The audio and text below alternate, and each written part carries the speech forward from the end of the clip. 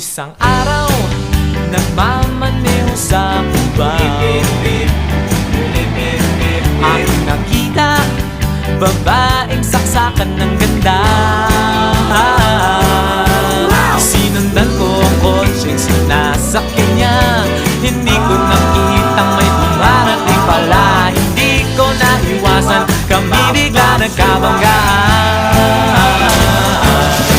Nung magkamalay, ay nasa ospital na ako.